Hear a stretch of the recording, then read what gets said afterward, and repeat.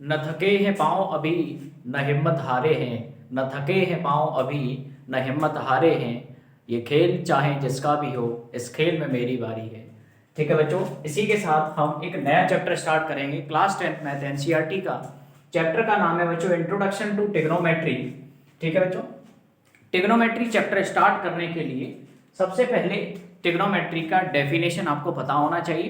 तो ये आपका बेसिक लेक्चर है, इसमें हम आपको पूरी बेसिक चीज़ें बताएंगे, जैसे ट्रिग्नोमेट्री क्या है, ट्रिग्नोमेट्री की डेफिनेशन क्या है, ठीक है, इसके यूजेस क्या हैं। तो सबसे पहले ये देखिए, ये जो चैप्टर का नाम होता है ना, किसी भी चैप्टर का नाम, ये नाम से ही इसकी पहचान होती है बच्चों। देखो ये जो ट्रिग्नोमेट्री शब्द है, इसमें तीन शब्द हैं, ट्राई और गॉन, और तीसरा होता है बच्चों मेट्री या मेट्रॉन। ठीक है, ये जो तीनों शब्द आपको दिखाई दे रहे हैं, ये तीनों शब्द ग्रीक वर्ड हैं। कैसे वर्ड है बच्चों? Greek word. इनका जो मीनिंग है वो होता है क्या? ट्राई मीन्स होता है थ्री। ट्राई मीन्स क्या होता है बच्चों? थ्री। इसी तरह से गॉन मीन्स क्या होता है? साइड। गॉन मीन्स क्या होता है बच्चों? साइड। और मेट्री बोलो या मेट्रॉन बोलो, इसका मतलब होता है बच्चों मेजरमेंट। ठीक है, तो आप ये देख सकते हैं ट्रिग्नोमेट्री को मैंने कैसे तोड़ दिया। अब हम इसकी डेफिनेशन जानेंगे, तो आप इसको नोट करिए। तो बच्चों डेफिनेशन क्या है ट्रिग्नोमेट्री की? तो डेफिनेशन जानिए बच्चों। Trigonometry is the study of relationship between the sides and angles of A triangle. Trigonometry क्या है? किसी एक ट्राइंगल की जो साइड हैं और एंगल जो होते हैं, उनके बीच का रिलेशन, उनके बीच का जो रिलेशनशिप है, उसकी स्टडी करना ही ट्रिग्नोमेट्री कहलाता है। अब ये कौन से ट्राइंगल की बात कर रहे हैं बच्चों? पूरी की पूरी ट्रिग्नोमेट्री आप जो भी 10th क्लास में पढ़ेंगे, वो पूरी की पूरी ट्रिग्नोमेट्री राइट एंगल ट्राइंगल पर बेस्ड है। अब वो राइट एंगल ट्राइंगल क्या होता है बच्चों, वो देख लें आप। बच्चों राइट एंगल ट्राइंगल होता है एक ऐसा ट्राइंगल जिसमें केवल एक एंगल कैसा हो? 90 डिग्री का हो। केवल एक angle, only one angle is 90 degree, तो ही वो क्या होगा? आपका राइट एंगल ट्राइंगल। और सुनिए, जो बाद बाकी के जो दो एंगल बचे, ये कैसे होते हैं? तो ये बच्चों होते हैं एक्यूट एंगल। कैसे होते हैं? Acute angle. एक्यूट एंगल का मतलब है 0 से बड़े और 90 से छोटे। ठीक है ना? ये जो आप दो एंगल देख रहे हैं, ये एक्यूट होते हैं, और ये आपका कितने डिग्री का है भाई? 90 डिग्री का। एक और बात समझे, 90 के सामने ये वाली साइड, ये क्या होती है बच्चों? हाइपोटेनस। और ये क्या होती है बच्चों? किसी एक को आप परपेंडिकुलर और किसी एक को आप बेस मान सकते हैं। अभी तक आपको ये चीजें पता होंगी। ठीक है, राइट एंगल ट्राइंगल के बारे में आपने ये डेफिनेशन आपको नोट करनी है, जल्दी से आप नोट कर लो। अब बच्चों जानिए ट्रिग्नोमेट्री के यूजेस क्या हैं। तो यूजेस देखें बच्चों, ट्रिग्नोमेट्री की मदद से हम किसी भी टावर की हाइट ऑफ टावर, किसी भी टावर की हाइट यानी कि हाइट ऑफ टावर, या हाइट ऑफ बिल्डिंग, या हाइट ऑफ लाइट हाउस,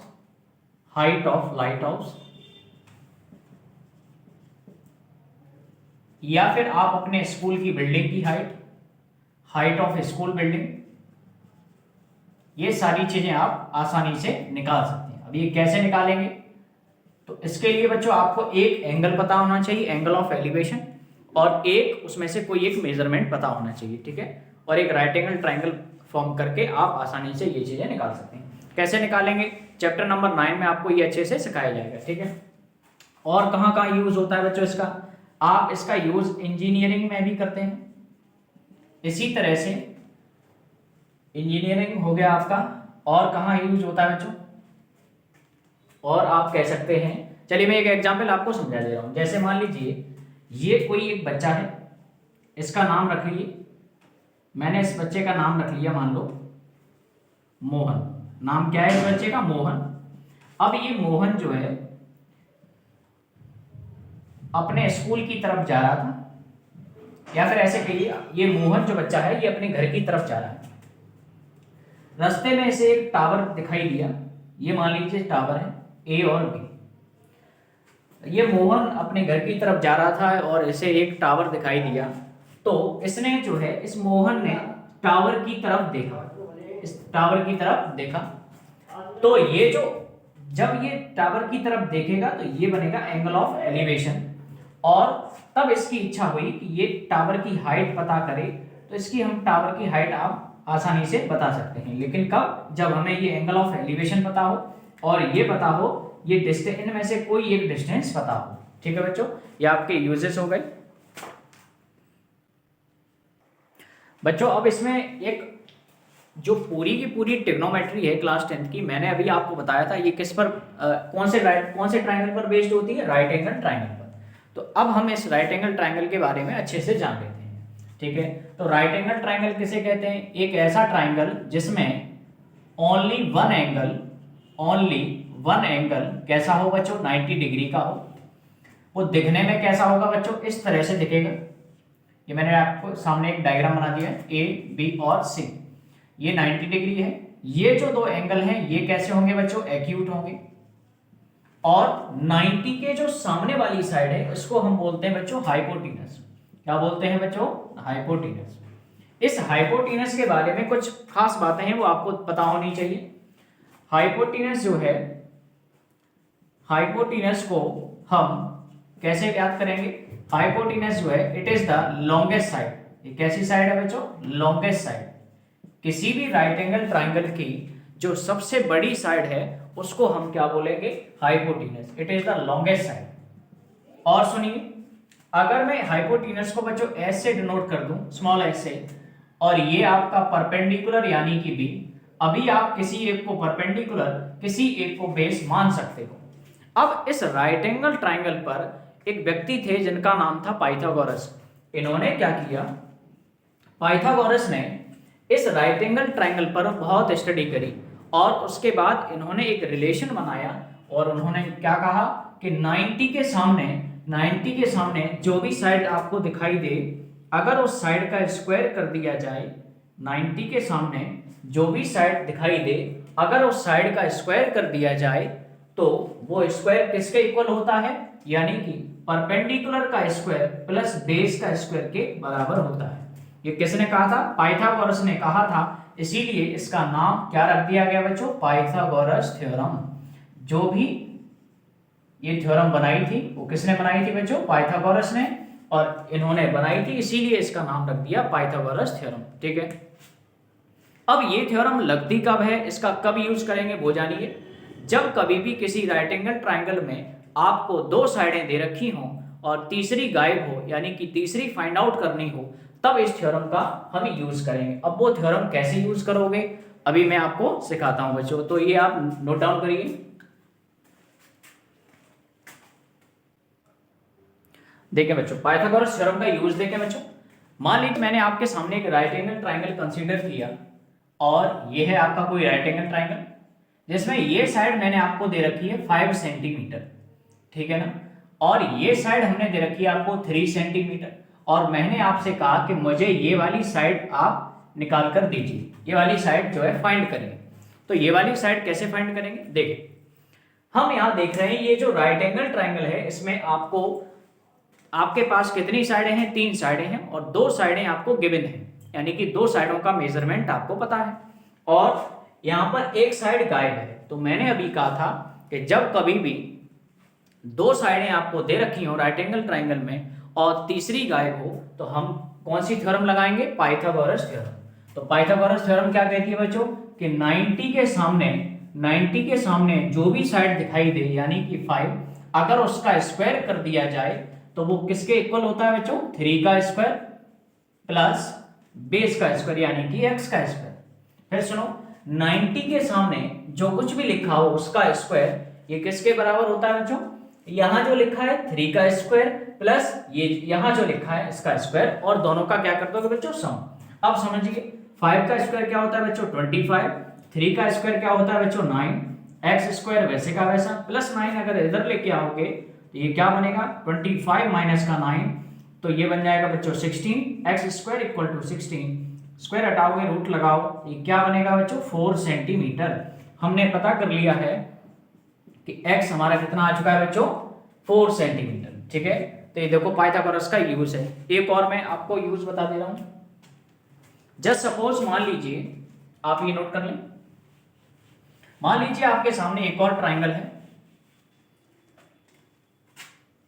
एक और क्वेश्चन कर लीजिए बच्चों। इसमें ये राइट एंगल ट्राइंगल है और ये साइड बच्चों आपकी है 2 सेंटीमीटर और ये साइड भी आप, ये साइड मान लीजिए आपकी 3 सेंटीमीटर है और मुझसे ये कहा गया ये हाइपोटेनस यानी कि h बताइए। हाइपोटेनस क्यों है? क्योंकि ये 90 के सामने लिखी हुई है। ठीक है, अब इसको कैसे यूज करोगे? देखो, हमने कहा था पाइथागोरस थ्योरम कब लगती है? जब किसी राइट एंगल ट्राइंगल में दो साइडें दे रखी हों और तीसरी गायब हो, तो कहां आप कौन सी थ्योरम का यूज करोगे? पाइथागोरस का। तो देखो पाइथागोरस क्या कहती है कि 90 के सामने जो भी साइड दिखाई दे उसका अगर स्क्वायर किया जाए वो किसके इक्वल होता है बच्चों? ये यहाँ पर ये वाली साइड का स्क्वायर प्लस ये वाली साइड का स्क्वायर, यानी कि h का स्क्वायर होगा, 2 का स्क्वायर क्या होगा बच्चों? 4, 3 का स्क्वायर क्या होगा बच्चों? 9। तो यहाँ से h स्क्वायर कितना आ गया बच्चों? 9 + 4 13। स्क्वायर हटाइए, रूट लगाइए, तो h यानी कि हाइपोटेनस की वैल्यू कितनी आ गई बच्चों? √13 सेंटीमीटर। तो ये आपका पाइथागोरस थ्योरम का यूज था। तो बच्चों आप ध्यान रखें, पाइथागोरस थ्योरम कब लगेगी? जब किसी राइट एंगल ट्राइंगल में दो साइडें दे रखी हों, तीसरी गायब हो, तो लगाएंगे पाइथागोरस। ठीक है, यहां तक आपको समझ में आ गया होगा, ये नोट करिए।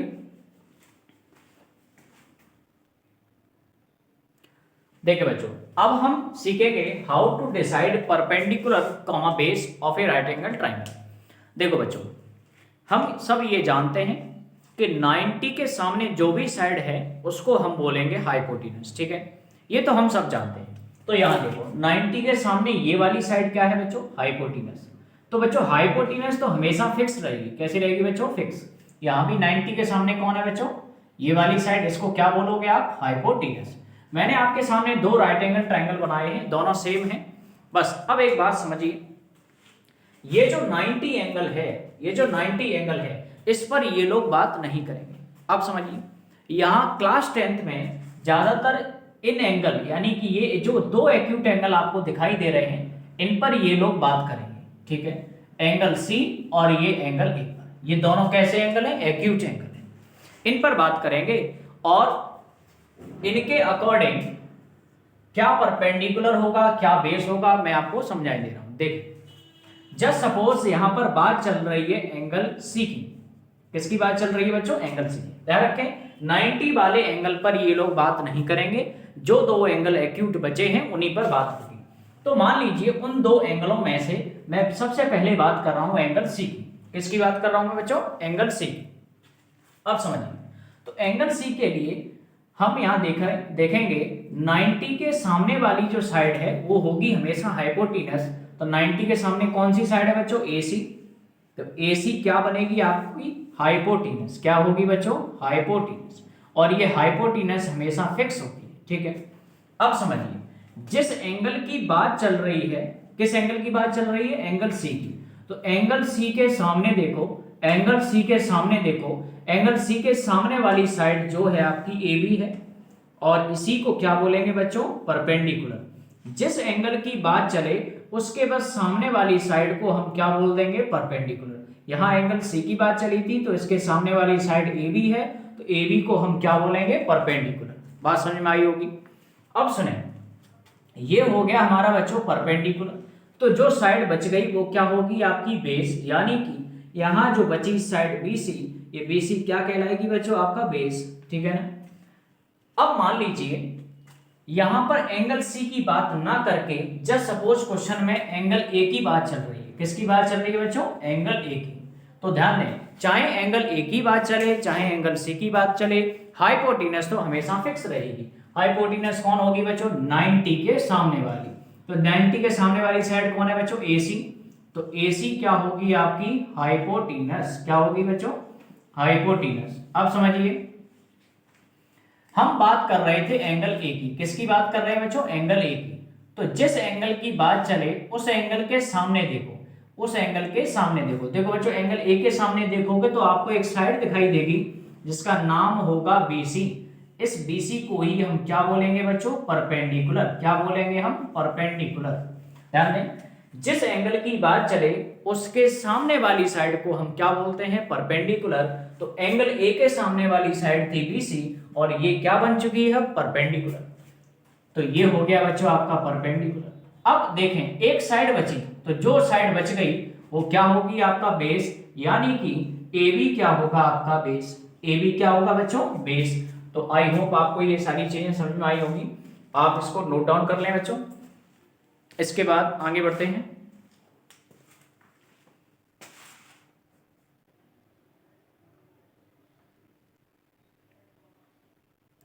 अब हम बच्चों बात करेंगे ट्रिग्नोमेट्रिक रेशियो पर, ठीक है। अब समझिए ट्रिग्नोमेट्री एक परिवार है, जैसे आप समझें आपका कोई घर है, तो आपके घर में जिस तरह से मेंबर होते हैं उसी तरह से ट्रिग्नोमेट्री भी एक परिवार है। इसमें 6 लोग आपको दिखाई देंगे। एक होगा बच्चों साइन, दूसरा होगा बच्चों कॉस, तीसरा होगा बच्चों टेन, चौथा आपका कॉट, और पांचवा होगा बच्चों सेक, और छठवां होगा बच्चों कॉसेक, ठीक है। Sine cos tan cot sec और कॉसेक, ये 6 व्यक्ति आपको ट्रिग्नोमेट्री के परिवार में मिलेंगे। अब समझ, ये जो व्यक्ति हैं साइन कॉस टेन कॉट, ये लोग जो है किसी न किसी एंगल के साथ चलते हैं, किसी न किसी एंगल के साथ चलेंगे। कॉस थीटा है, टेन थीटा है, तो मैंने एंगल को बच्चों थीटा से रिप्रेजेंट कर दिया, सेक थीटा और ये कॉसेक थीटा। जिस तरह से आपके घर में आपके नाम होते हैं मोनू सोनू, उसी तरह से ये जो साइन है इसका पूरा नाम होता है बच्चों SINE, यानी कि साइन। इसी तरह से कॉस का पूरा नाम होगा बच्चों कोसाइन, क्या होगा बच्चों कोसाइन। इसी तरह से टेन का पूरा नाम होगा टेंजेंट, क्या होगा बच्चों नाम टेंजेंट। इसी तरह से कॉट का पूरा नाम होगा बच्चों कोटेंजेंट, क्या होगा बच्चों कोटेंजेंट। सेक का नाम क्या होगा बच्चों सीकेंट, ठीक है। इसी तरह से कॉसेक का पूरा नाम होगा बच्चों कोसीकेंट, क्या होगा बच्चों नाम कोसीकेंट।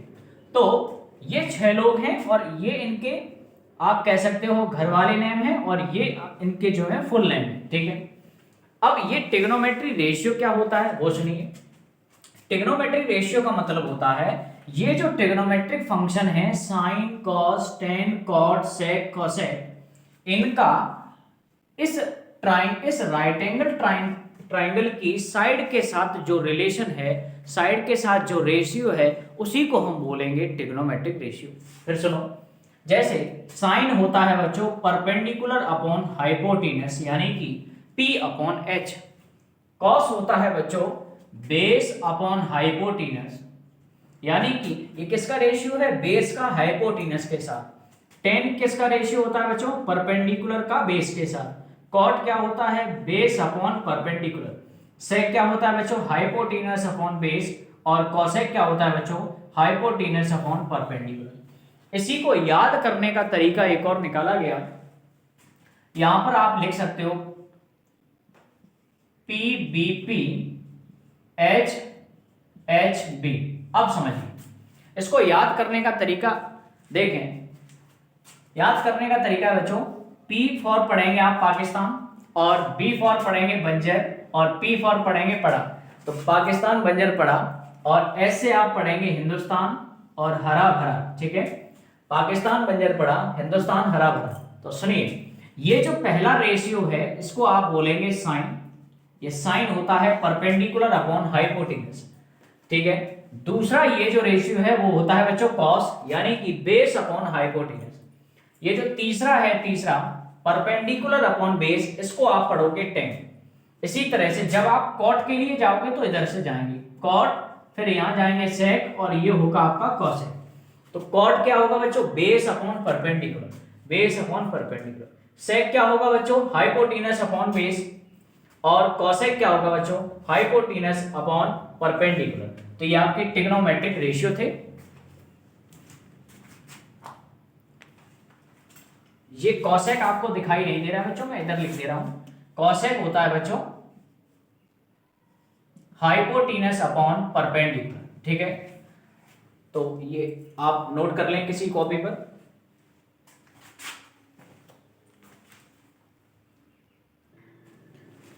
ठीक है बच्चों, अब आपको अगर एक्सरसाइज फर्स्ट पढ़नी है तो एक्सरसाइज फर्स्ट में आप पहले इस वीडियो को देखें, उसके बाद ये पूरा बेसिक आप कवर कर लें, उसके बाद ही एक्सरसाइज फर्स्ट की वीडियो आप ओपन करें, ठीक है।